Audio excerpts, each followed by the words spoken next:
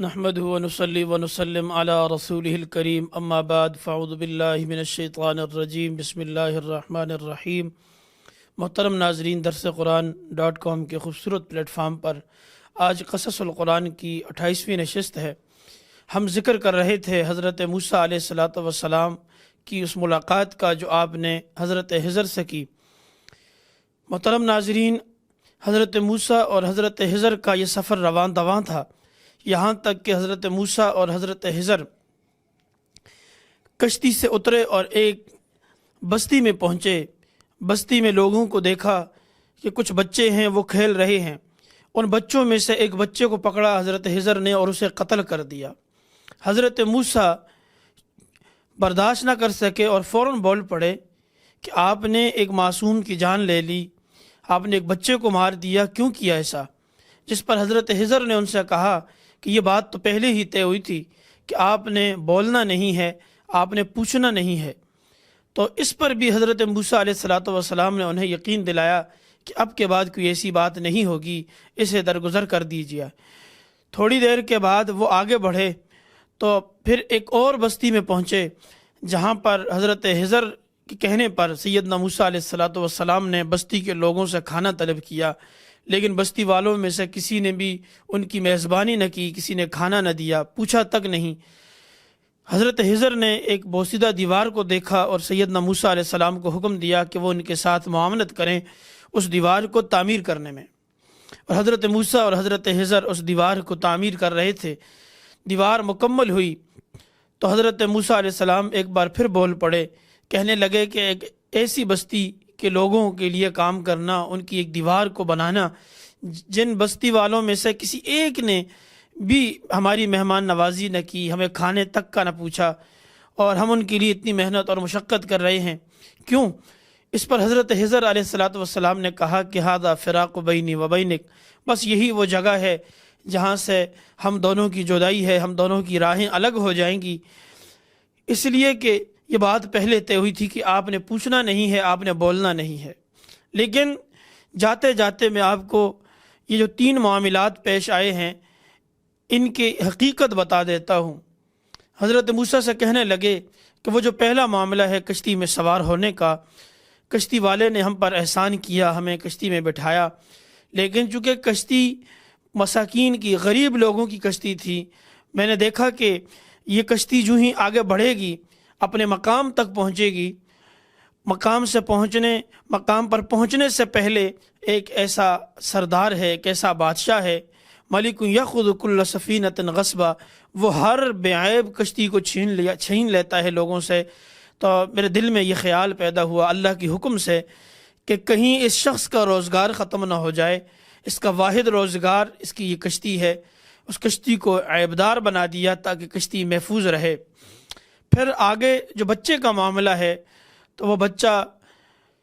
اس لیے قتل کیا گیا کہ اس کے والدین بہت نیک ہیں، اس بچے کی وجہ سے انہیں کفر کی جو ہے اذیت نہ پہنچے۔ اللہ رب العالمین کا یہ فیصلہ ہوا کہ انہیں جو تکلیف اس سے ملنے والی ہے، جو اذیت ملنے والی ہے، اسے قتل کر دیا جائے تاکہ اس کے بدلے میں اللہ رب العالمین انہیں نیک صالح اولاد عطا فرمائیں، اس لیے اس بچے کو قتل کر دیا ہے۔ تیسرا جو معاملہ ہے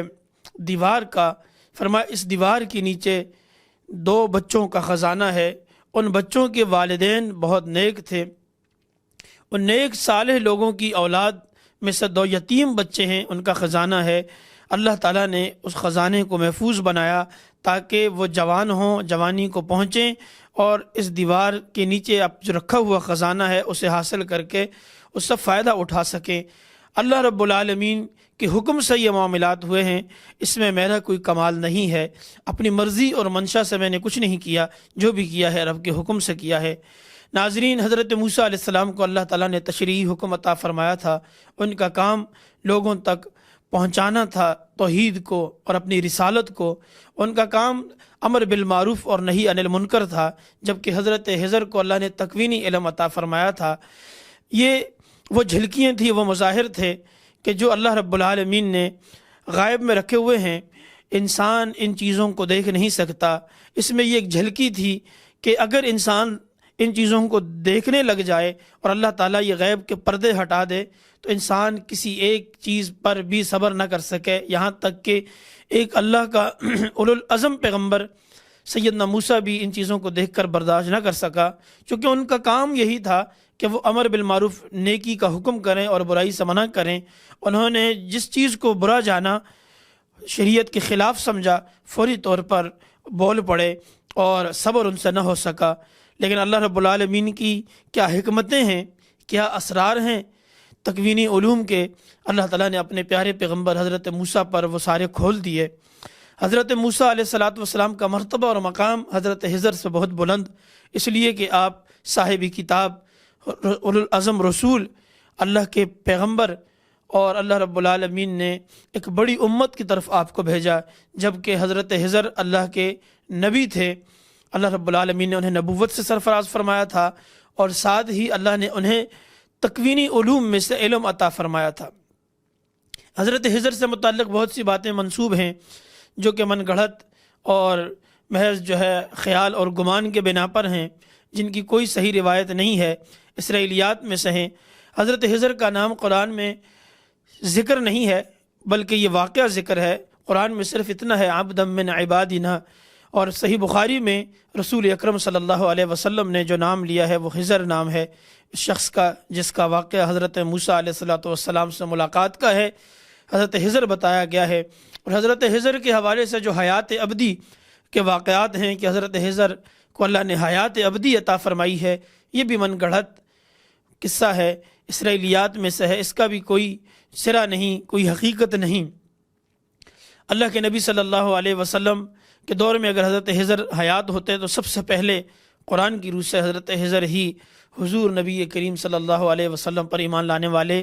اور آپ صلی اللہ علیہ وسلم کے معاون اور مددگار بنتے۔ لیکن چونکہ حضرت حضر کی زندگی بھی اتنی ہی تھی جتنی زندگی اللہ نے دیگر انسانوں کو دے رکھی ہے، وہ حضرت موسیٰ ہی کے دور میں تھے۔ حضرت حضر کو ایسی کوئی زندگی عطا نہیں فرمائی کہ جس کو یہ کہا جائے کہ ابدی حیات ابدی، یا ان کو ایسی زندگی دی اللہ نے کہ جو قیامت تک ہے، ایسا بالکل نہیں ہے۔ اس کے علاوہ حضرت حضر سے متعلق جتنے بھی من گھڑت قصے لوگ سنتے اور سناتے ہیں، ان کا حقیقت سے کوئی تعلق نہیں ہے۔ حضرت موسیٰ علیہ السلام اللہ کے جلیل القدر پیغمبر تھے۔ ہم نے پچھلی کئی نشستوں میں ان سے متعلق اور ان کی امت بنی اسرائیل سے متعلق قسط وار سلسلے میں پڑھا ہے، اور Darsequran.com کے ذریعے ہم نے سنا کہ حضرت موسیٰ علیہ السلام کو کن اذیتوں کا سامنا کرنا پڑا، کتنی بے صبری قوم کی طرف حضرت موسیٰ آئے، اور ان کی قوم کے اندر کس قدر عجلت اور نافرمانی کا جذبہ تھا کہ بارہا حضرت موسیٰ علیہ السلام انہیں حق کی طرف بلاتے، پھر بھی وہ بہانے تراشتے اور پھر نکل جاتے نافرمانی کی طرف۔ تو حضرت موسیٰ علیہ السلام کی زندگی قرآن مجید میں سب سے زیادہ آپ کی زندگی کے گوشوں کو بیان کیا گیا ہے، ایک بہترین مشعل راہ زندگی ہے، اور حضور نبی کریم صلی اللہ علیہ وسلم سے مماثلت رکھتی ہے، اس لیے قرآن مجید نے حضرت موسیٰ کی زندگی کو زیادہ بیان کیا ہے بنسبت دیگر پیغمبروں کے۔ اور حضرت موسیٰ علیہ السلام کی وفات کا واقعہ بھی بڑا عجیب ہے کہ حضرت ابو ہریرہ رضی اللہ تعالیٰ عنہ روایت کرتے ہیں صحیح بخاری میں کہ حضرت موسیٰ علیہ السلام کے پاس فرشتہ اجل انسانی شکل میں آیا اور آ کر کہنے لگا کہ میں آپ کی روح قبض کرنے آیا ہوں۔ حضرت موسیٰ علیہ السلام نے جلال میں ایک زوردار تماچا رسید دیا اس کے چہرے پر۔ فرشتہ فوراً بھاگتا ہوا دوبارہ دربار الہی میں پہنچا، کہنے لگا الہ العالمین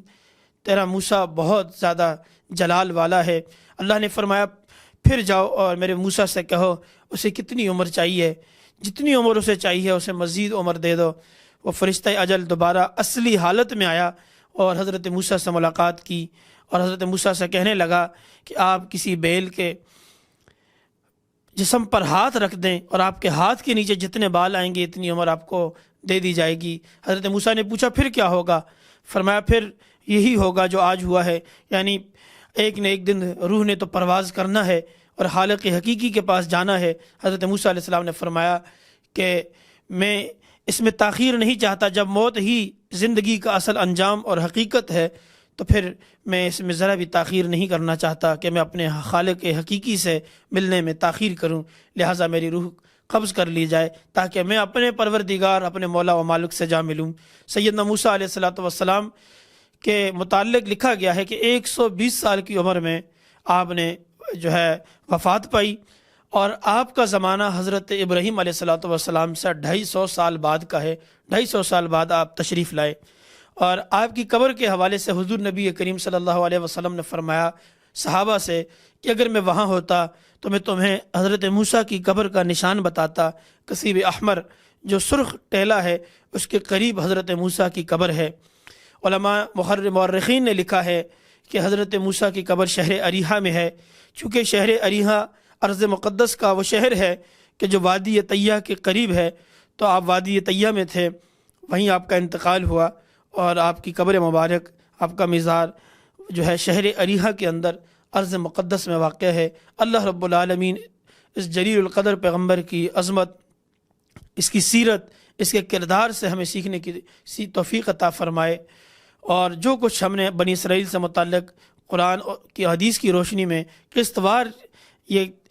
پڑھا ہے، اللہ رب العالمین ان تمام باتوں پر ہمیں تو عمل کی توفیق عطا فرمائے۔ وآخر دعوانا ان الحمدللہ رب العالمین۔